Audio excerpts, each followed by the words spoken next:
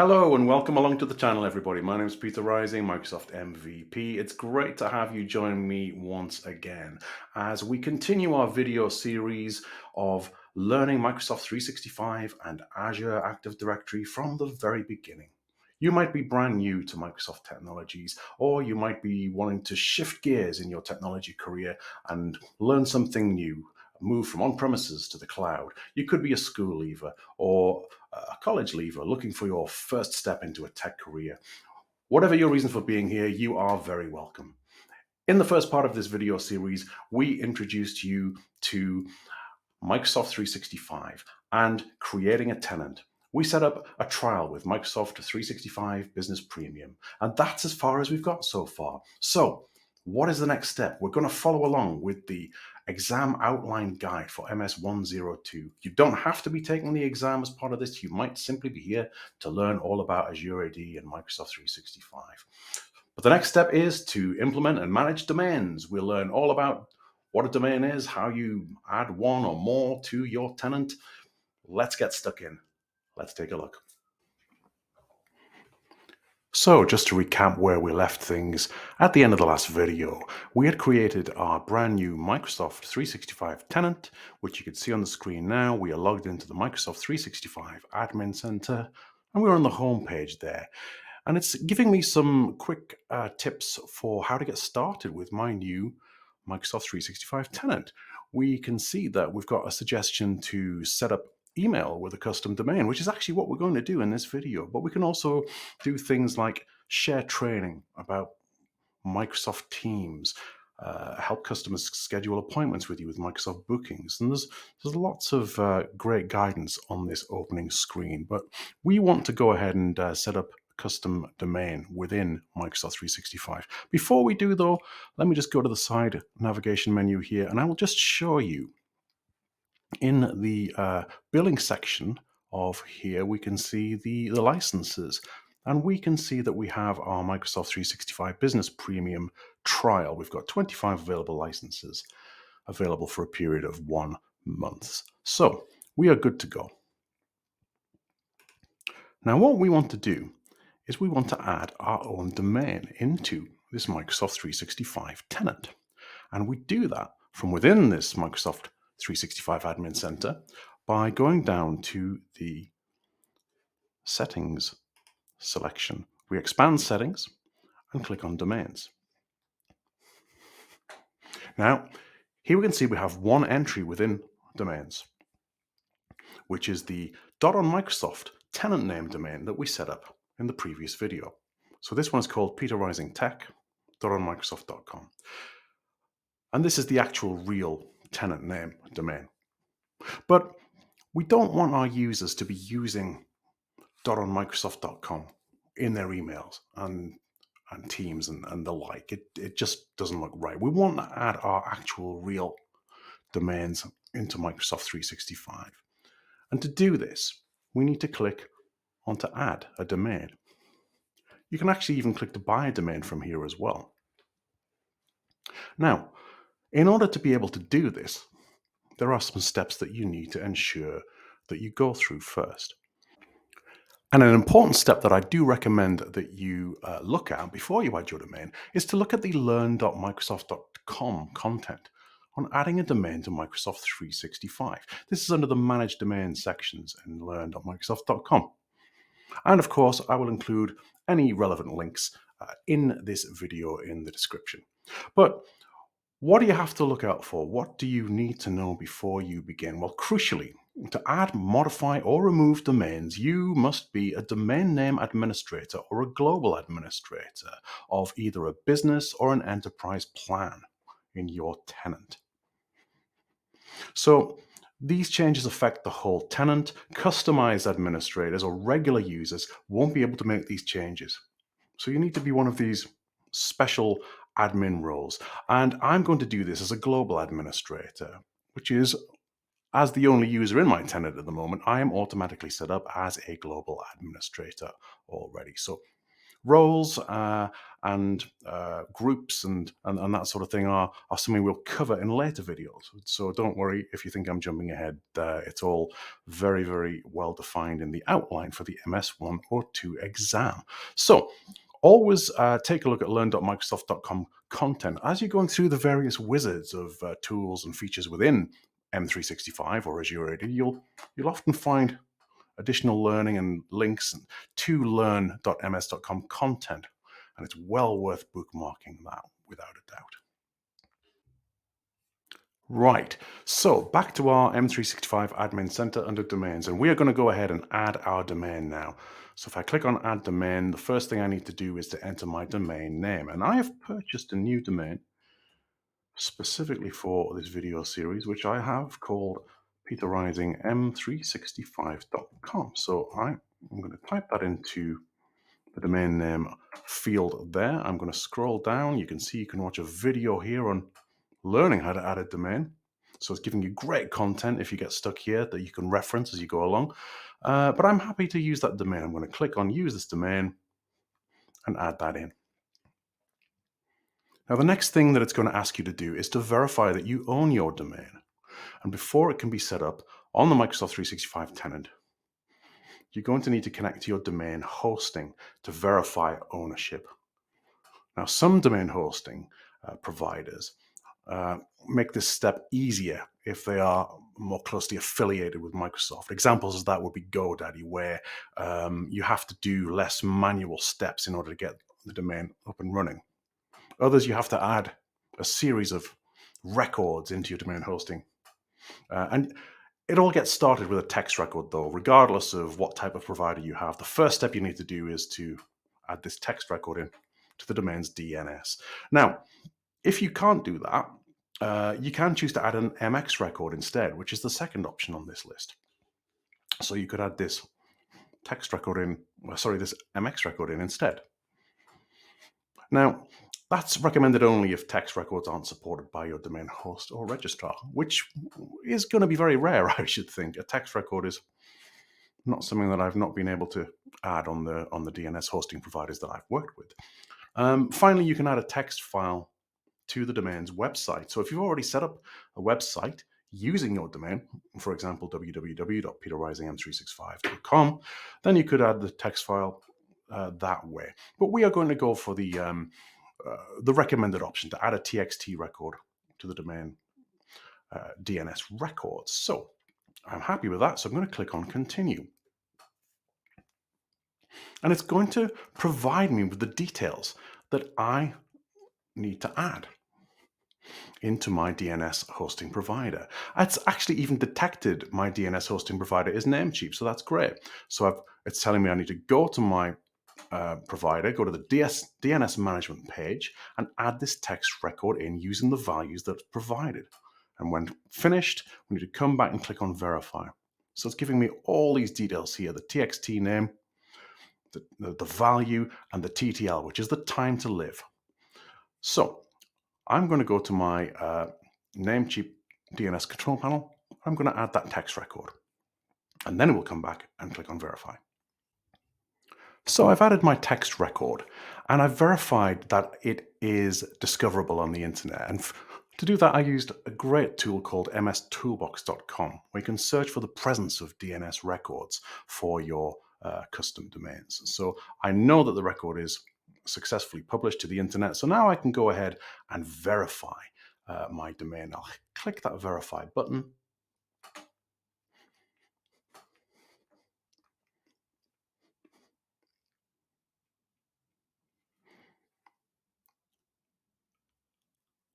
And here we go. We have verified ownership. So now the next step is our connection options. How do we want to connect our domain to Microsoft services? So you can use email and instant messaging. There are a couple of options to consider depending on how you'd like to manage domain name service for records for your domain.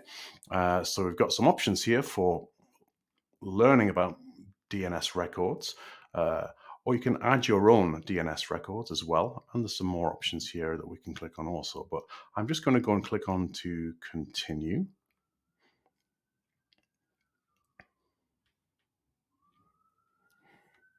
And here we can choose the records that we want to add. So what do we want to include? And again, it's going to, depending on what we select here, we're going to need to go into our DNS hosting provider, in my case, again, Namecheap, and add the ones that we select. And we can download a CSV file or a zone file here to get a better look at these things. So Exchange and Exchange Online protection is automatically ticked here. So this means that emails, contacts, and scheduling are all provided by Exchange. So we need to set up this service to enable all the functionality of Outlook and other email clients. An Exchange needs 3 records with which to work. It needs an MX record to tell where email messages should be delivered. It needs a further text record to prevent someone from spoofing your domain to send spam. So that's an SPF text record that means a sender policy framework, and that's going to help to prevent spoofing, which is the other malicious actors trying to pretend to be your domain name and send out messages. And finally, it's going to need a CNAME record for client-side auto-discover. And this is going to help mail clients to connect users to their mailboxes. So that auto-discover means that if you have a user in your organization and they're unpacking their laptop for the first time, they're connecting Outlook, they're putting in their email address and password, that auto-discover record is going to tell the service where to go to look for the mailbox. So if it's on-premises Exchange, it's going to point to your on-premises infrastructure. But for Exchange Online, there's another record that needs to be put in place. So as we scroll down here, we can see that we need to put in these expected records. So we can copy these again and add them into our domain hosting provider. So that's the MX record, which will tell us how to deliver mail. The CNAME record there for our auto-discover, and our text records as well. So we need to copy all of these in to our domain hosting and then come back and click continue to verify.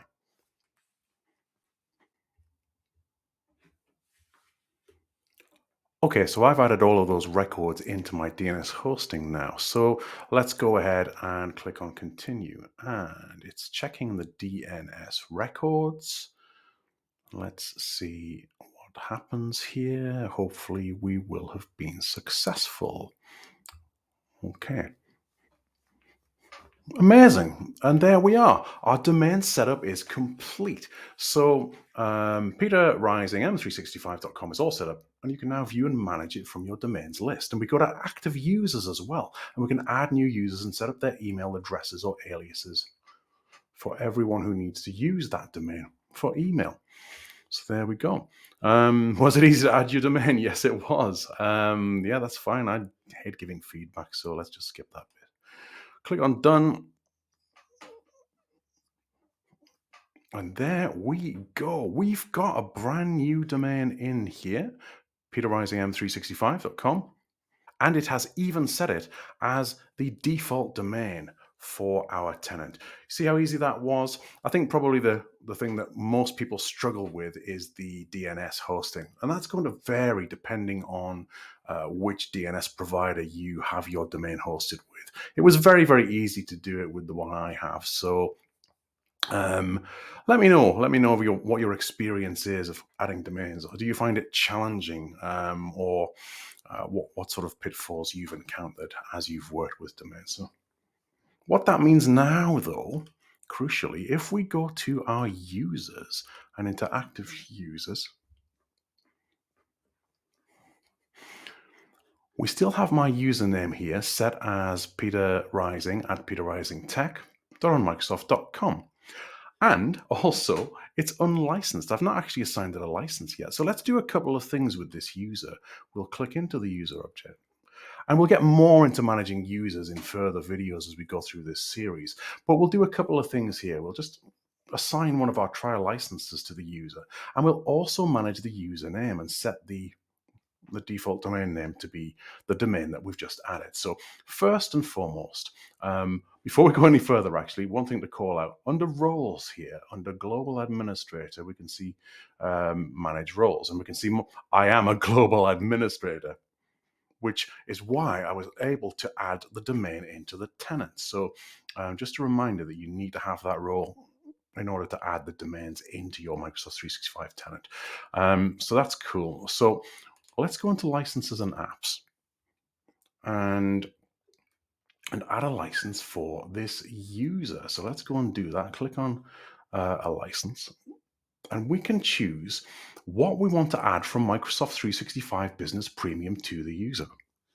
So let's just toggle on assign license to Peter Rising, and we can choose which particular elements of the license that we want to have added to that. So we can we could go and select individual ones, but let's just select them all in this particular instance. So we're going to get Exchange Online Plan 1 here, which is going to enable us to send email. We're getting Microsoft 365 apps for business as well, which means we can install to our devices the M365 applications like Word and Excel and PowerPoint and Outlook. We're getting Teams, of course. We're getting Office for the web versions, which are getting better and better all the time. We get SharePoint Plan 1. We get Stream for Office 365 E1, which is the video. It's kind of like the business YouTube, if you like. We've got Power Apps. We've got Azure AD, and we've got Azure AD Premium P1, which gives us some additional features to the basic Azure AD. We get things like conditional access and lots of other cool stuff, but we'll get to that in further videos, definitely. Don't worry if it seems like I'm jumping ahead at some point. This is all going to be covered as we go through this series. So I'm happy with that, and we'll go ahead and we'll save the changes. I've now got a license assigned to my account. So let's go back. There's another thing I want to do. I want to go to my account, and I want to manage my username. So we can see here that I have a username of Peter Rising at peterrisingtech.microsoft.com.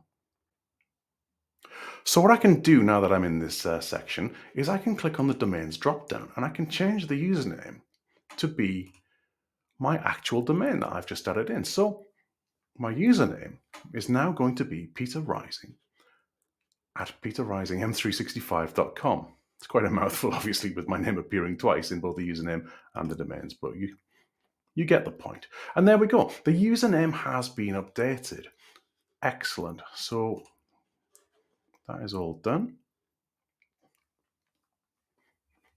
And what it's actually going to do here, it's actually going to sign me out. Because I've changed username, I have to reauthenticate with the new username that I've just put in.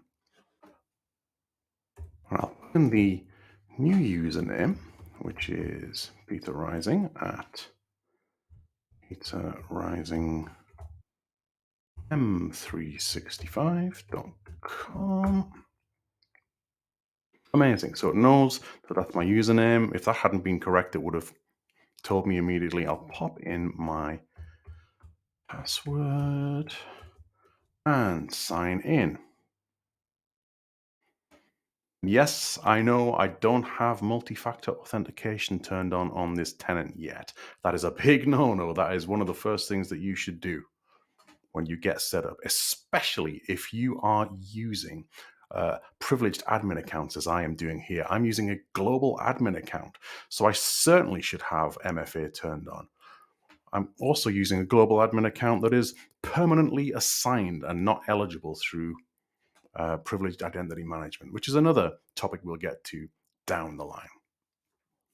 But there we go. We are good. We have our user all set up now to be the domain name that we want. There we go.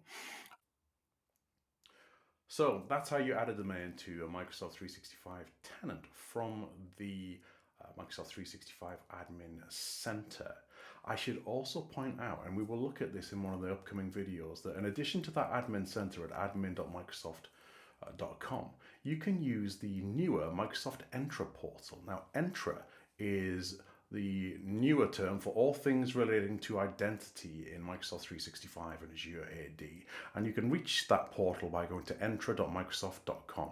And what you see there, of course, as with any other thing in M365, will depend on the level of permissions that you have, what roles and access that you have. But we'll take a little bit more of a deeper look into the Entra portal on another video. But adding domains, fairly straightforward in and of itself. You have some DNS records to add to your domain hosting provider. I will put some links in the description of this video on common things to look out for, references to learn.microsoft.com. I'll also put some content in the description for removing domains as well, and also how to add and remove domains using PowerShell, because that is something, if you're doing the examination, if you're looking to do the MS102, if that exam is anything like previous MS exams that I've done, because full disclosure, I've not done the MS102 yet. It's in beta at the moment, and I tend not to do beta exams. Maybe I should start doing so, but I tend to wait until they're in full release. But PowerShell is something that Microsoft do like you to know, and they will test you on. So if you are doing the exams, make sure that you learn the PowerShell commands, learn how to connect to the security and compliance PowerShell and the Exchange Online PowerShell. PowerShell is sort of in a little bit of a no man's land in many respects at the moment, in that many of the older modules for PowerShell are being retired or deprecated and in favor of connecting to the Graph API, which is a whole nother story. But from a simple point of view, just think you need to be familiar with commands to add domains to Microsoft 365 using PowerShell. So I hope you found this video useful. As ever, I appreciate your support. This is only the second video in the series, only the third video overall on the channel, and already I've got so many likes and shares and subscribes and so many lovely comments. So I do not take you for granted at all. I'm grateful that you're here. Stay with me. Let me know what I'm doing right. Let me know what I'm not getting so right. Let me know what you'd like to see more of. I'm here to support the community and help you on your journey for learning Microsoft 365 and Azure AD. So do reach out. I always love to hear from you. Please hit that subscribe button. Please ring that notification bell so you never miss a video from me, and leave me lots of comments and feedback. I love to see it. Thank you, take care, and we'll see you on the next video. Bye for now.